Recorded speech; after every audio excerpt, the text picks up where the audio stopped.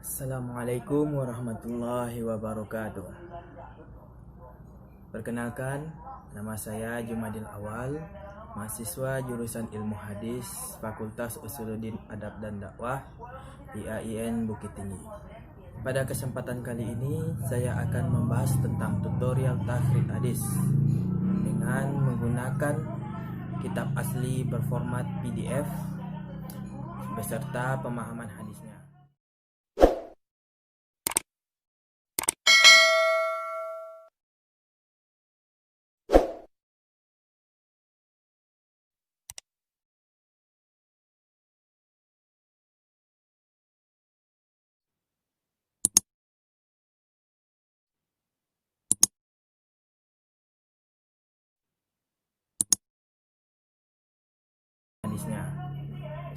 Baiklah, sebelum kita masuk ke dalam takhrij hadis, lebih bagusnya kita mengenal terlebih dahulu apa itu takhrij hadis.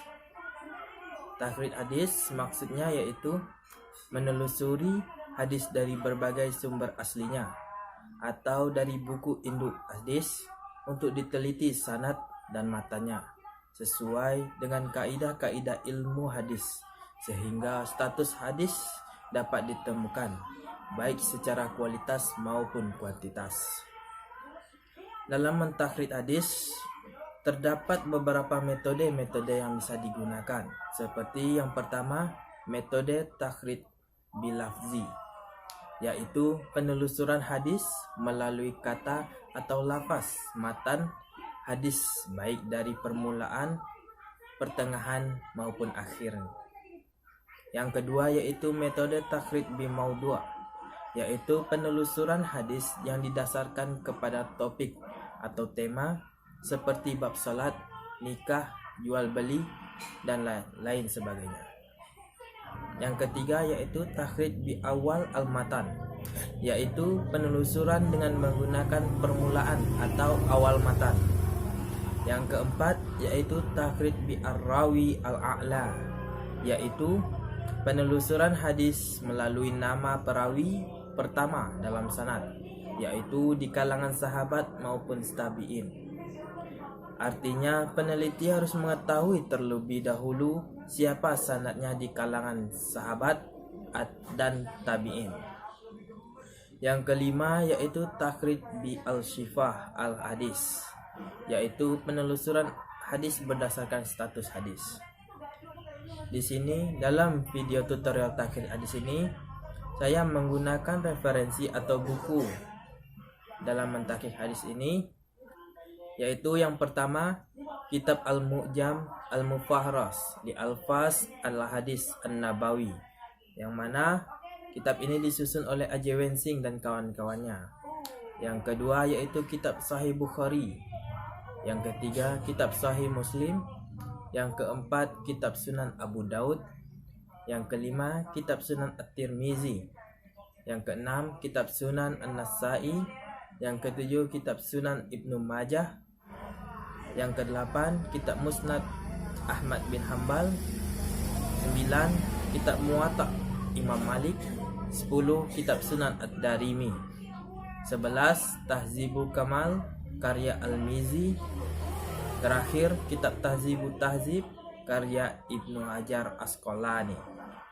Pada video kali ini, hadis yang akan saya takhrij dan saya teliti yaitu hadis tentang cermat dalam memilih teman, yang mana pada matan hadisnya berbunyi ar-rajulu ala din khalili falyanzur ahadukum man yukhalil.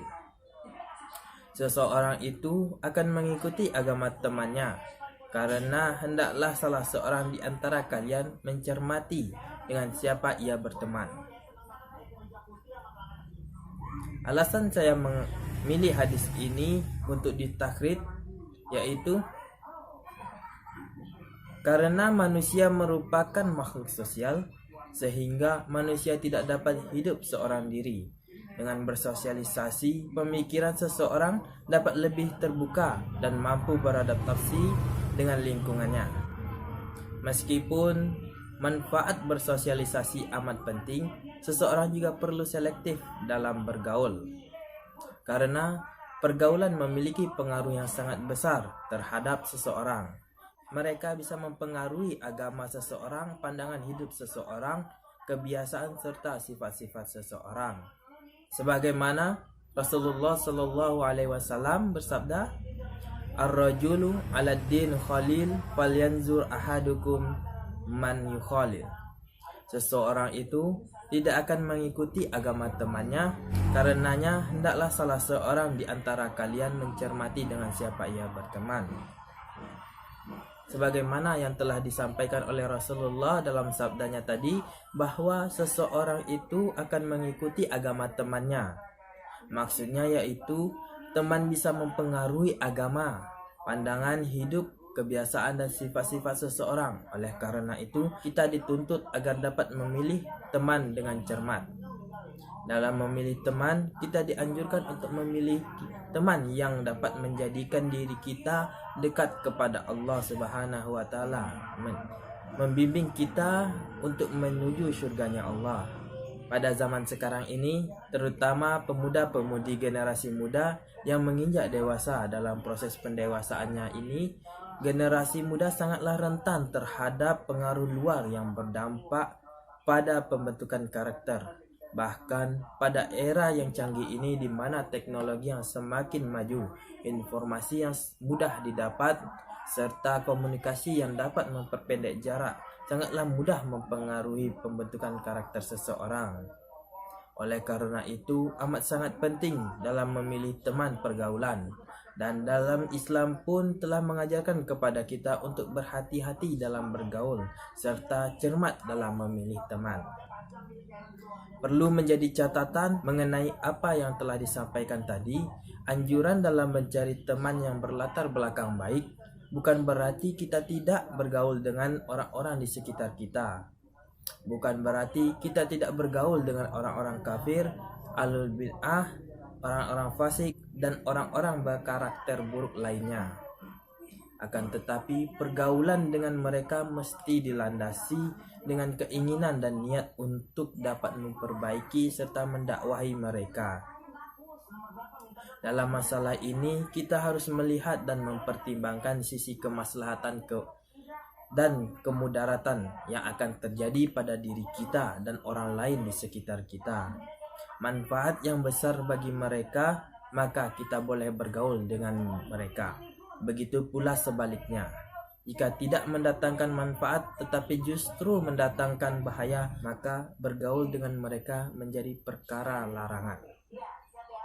Sebagaimana yang telah disampaikan oleh Syekh Muhammad Al-Utsaimin rahimahullah, jika di dalam pergaulan dengan orang-orang fasik menjadi sebab dia ke rumahmu, kamu datang ke rumahnya, atau kamu jalan-jalan bersamanya dengan tidak mengotori kehormatan dirimu dalam pandangan masyarakat, betapa banyak orang-orang fasik mendapat hidayah dengan berteman dengan orang-orang yang baik. Di tengah masyarakat, jika Anda tidak memilih teman yang baik, maka tinggal pilihlah, Andakah yang akan terpengaruh orang-orang untuk menjadi lebih baik, atau Andakah yang menjadi korban pengaruh buruk lingkungan? Ingat, tidak ada pilihan yang ketiga. Pada kesempatan kali ini, saya akan mentakhrij hadis dengan menggunakan metode bilafzi. Baik, langsung saja kita masuk pada langkah-langkah dalam mentakhrij hadis.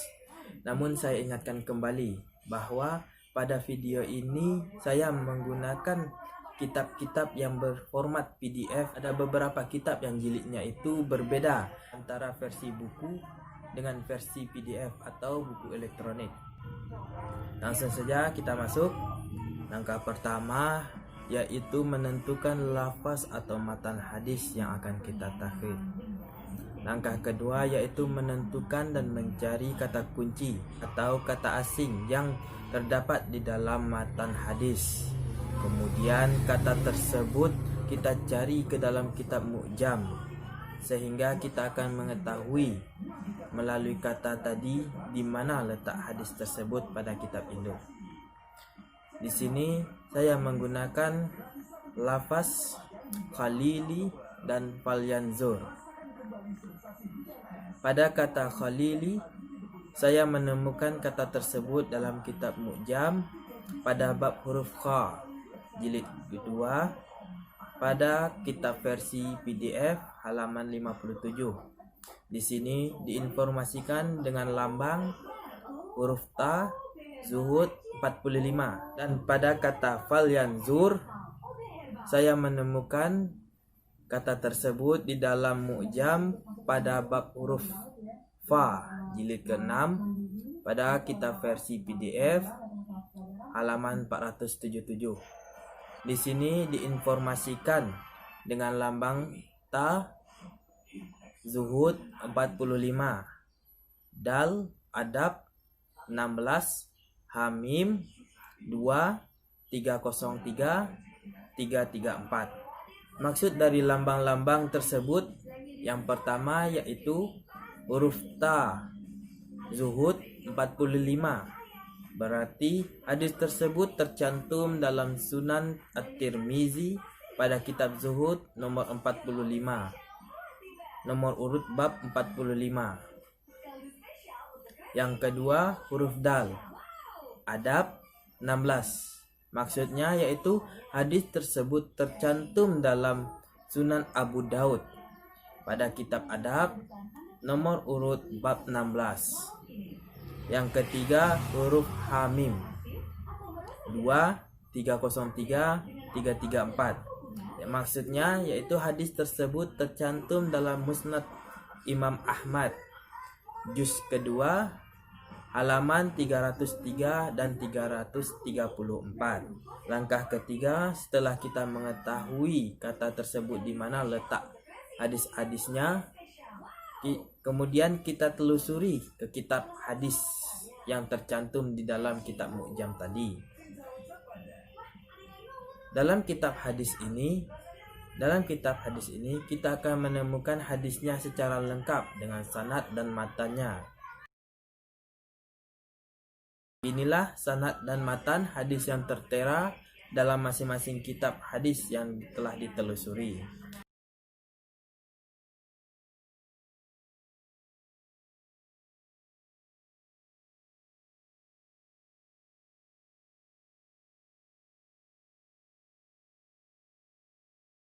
Setelah kita mengetahui sanad matan hadis tersebut, agar mempermudah kita dalam mencari rawi-rawi hadis, maka kita buat ranji sanad dan ranji gabungan.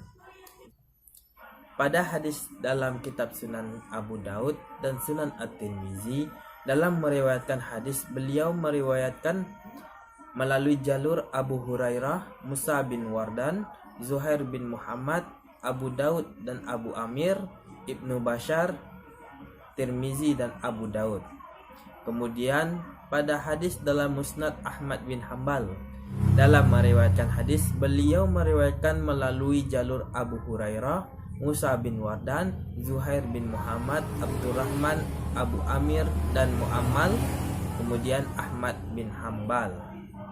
Dan ini iktibas sanad atau ranji gabungan.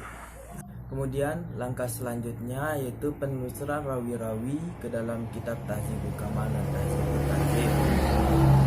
Dalam menelusuri rawi-rawi, informasi yang diperlukan adalah nama lengkap, gelar, tahun lahir jika ada, tahun wafat, tempat tinggal, nama guru dan murid serta penilaian ulama.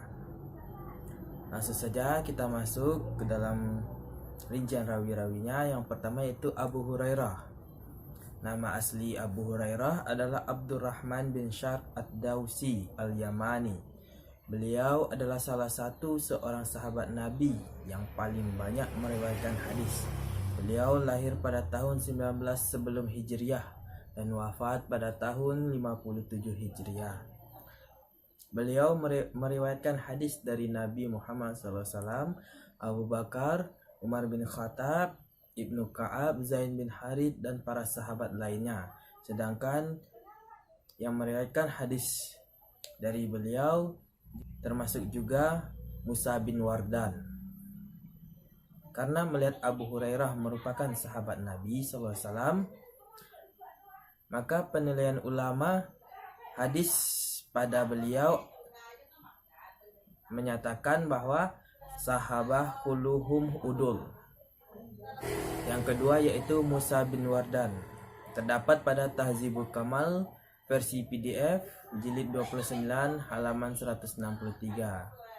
Nama asli beliau adalah Musa bin Wardan Al-Qarashi Al-Amiri Abu Umar Al-Misri Al-Qas. Beliau diberi gelar Abu Umar. Beliau lahir pada tahun 43 Hijriah dan wafat pada tahun 117 Hijriah. Beliau tinggal di Maru. Dalam kitab ini diinformasikan bahwa Musa bin Wardan tercatat sebagai salah satu murid dari Abu Hurairah, dan beliau juga merupakan salah seorang murid yang bernama Zuhair bin Muhammad. Penilaian ulama terhadap beliau adalah yaitu dari Al-Ajli yang mengatakan thiqah, Abu Hatim laisa bihi ba'as, Abu Daud thiqah, Ad-Darukni la ba'sa bih, Ibnu Hajar Asqalani suduk terdapat kesalahan. Yang ketiga yaitu Zuhair bin Muhammad. Terdapat dalam Tahzibul Kamal versi PDF jilid 9 halaman 414. Nama asli beliau adalah Zuhair bin Muhammad At-Tamimi Al-Anbari. Beliau bergelar Abu Munzir Al-Qurasani Al-Marwazi. Beliau wafat pada tahun 162 Hijriah, tinggal di negeri Syam. Dalam kitab ini diinformasikan bahwa beliau tercatat sebagai murid dari Musa bin Wardan dan sebagai guru dari Abu Daud, Abu Amir, Abdurrahman, dan Muammal. Penilaian ulama terhadap beliau adalah yang pertama dari Yahya bin Ma'in mengatakan thiqah, Ahmad bin Hambal mengatakan thiqah, An-Nasa'i mengatakan dhaif, Ibnu Hibban disebutkan dalam Ats-Thiqah, Az-Zahabi thiqah yugra. Yang keempat Abu Daud. Terdapat dalam Kitab Tahzibul Kamal versi PDF jilid 11 halaman 401. Nama asli beliau adalah Sulaiman bin Daud Al-Jarud. Beliau diberi gelar Abu Daud At-Tailisi Basri Al-Hafiz. Beliau wafat pada tahun 204 Hijriah, tinggal di Basrah. Dalam kitab ini tercatat bahwa Abu Daud adalah salah satu murid dari Zuhair bin Muhammad dan sekaligus sebagai guru dari Ibnu Bashar. Penilaian ulama terhadap beliau yaitu dari Ahmad bin Hambal menyatakan thiqah saduq, Yahya bin Ma'in menyatakan saduq, dan Al-Ajli thiqah yang banyak hafalannya. Yang kelima yaitu Abu Amir. Terdapat dalam Tahzibul Kamal versi PDF jilid 18 halaman 364. Nama asli beliau adalah Abdul Malik bin Amru Al-Qaisi. Gelar beliau adalah Abu Amir Al-Aqadi. Beliau tinggal di Basrah dan wafat pada tahun 204 Hijriah. Beliau juga tercatat sebagai murid dari Zuhair bin Muhammad dan guru dari Ibnu Bashar dan Ahmad bin Hambal. Penilaian ulama terhadap beliau adalah dari Az-Zahabi Al-Hafiz, dari Az-Zahabi menyatakan Al-Hafiz, Ibnu Hajar menyatakan thiqah, Yahya bin Ma'in menyatakan thiqah, Abu Hatim menyatakan saduq, An-Nasa'i mengatakan thiqah ma'mun, Ibnu Sa'ad mengatakan thiqah, dan Ibnu Hibban disebutkan dalam Ats-Thiqah. Yang keenam yaitu Abdurrahman. Terdapat dalam Tahzibul Kamal versi PDF jilid 17 halaman 430. Nama asli beliau adalah Abdurrahman bin Mahdi bin Hasan bin Abdurrahman Al-Anbari. Gelar beliau adalah Abu Sa'id. Beliau tinggal di Basrah dan wafat pada tahun 198 Hijriah. Beliau juga tercatat sebagai murid dari Zuhair bin Muhammad dan guru dari Imam Ahmad bin Hambal. Penilaian ulama terhadap beliau yaitu dari Ibnu Hibban disebutkan dalam Ats-Tsiqah. Ahmad bin Hambal mengatakan beliau seorang al-hafiz. Ibnu Madini al-a'lamun nas. Ibnu Sa'ad menyatakan beliau thiqah. Abu Hatim menyatakan beliau thiqah imam. Ibnu Hajar Asqalani menyatakan thiqah thabat al-hafiz. Selanjutnya yang ketujuh yaitu mu'ammal. Terdapat dalam Tahdzibul Kamal versi PDF jilid 29 halaman 176. Nama asli beliau adalah Mu'ammal bin Ismail Al-Qurasi Ad-Adawi Abu Abdurrahman Al-Basri. Gelar beliau adalah Abu Abdurrahman. Beliau tinggal di Basrah dan wafat pada tahun 206 Hijriah. Beliau juga tercatat sebagai murid dari Zuhair bin Muhammad dan guru dari Imam Ahmad bin Hambal. Penilaian ulama terhadap beliau adalah Yahya bin Ma'in mengatakan thiqah. Ibnu Hibban menyatakan disebutkan dalam Ats-Tsiqah. Ibnu Sa'ad menyatakan Ibnu Sa'ad menyatakan thiqah katsirul ghalat. Ad-Darukni menyatakan thiqah banyak salah. Ibnu Hajar Asqalani saduq sayul hifz. Yang ke-8 yaitu Ibnu Bashar.